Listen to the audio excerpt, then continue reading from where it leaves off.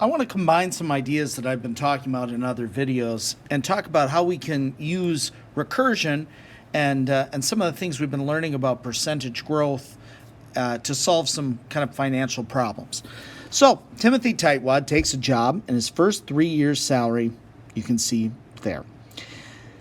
Is the amount of money Timothy makes an arithmetic or geometric sequence? Well, let's just do a reminder here that arithmetic means we are adding or subtracting a constant amount, and geometric means we're multiplying or dividing.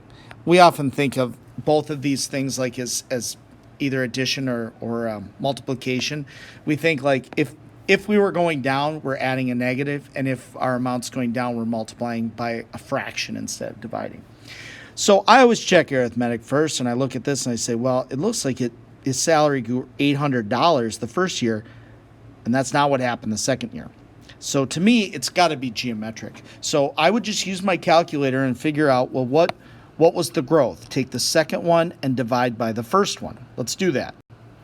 All right, so you can see I've done that on my TI-84 here, that I took that second amount, I divided it by the first, I got 1.02. So that is my that's my multiplier. So let me get rid of that, and I'm just going to make a note to myself here that we multiplied by 1.02.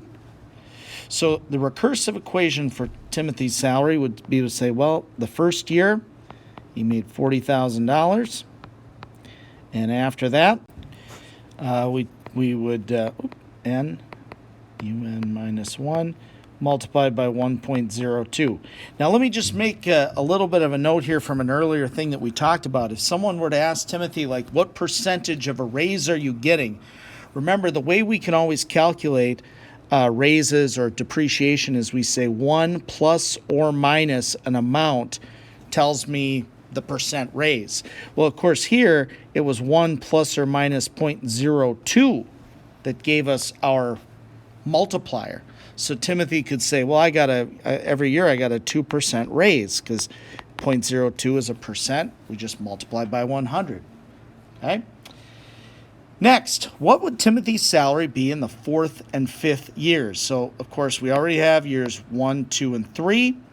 Let's get 4 and 5. All right, so I went back to my calculator and I started multiplying by 1.02. So you can see here we have the next couple of years. I even went a little bit further. I kept multiplying by 1.02. I wouldn't have needed to do that, but you can see all those. We just keep multiplying our previous answer. That's recursion. Okay? So, what I want to point out here, if I can slide this just out of the way for a second, is we want to look at what kinds of sequences: arithmetic, add or subtract, geometric, multiply or divide. We figured, I always start with, is there a constant addition? There wasn't, so that leaves us with a constant multiplication. We can find that by just taking the second term and dividing it by the first term to see what we were multiplying by, opposite of division. And that gave us that, so then we could use that to make our recursive equation. We started with 40,000. To get the next, we took the previous, multiplied it by 1.02. The question wasn't asked, but I just wanted to point out anything above 1 means it was going up, and we figure out, okay, it was 0.02 above 1, so multiplied by 100 to get that as a percent, it means Tim was getting a 2% raise every year.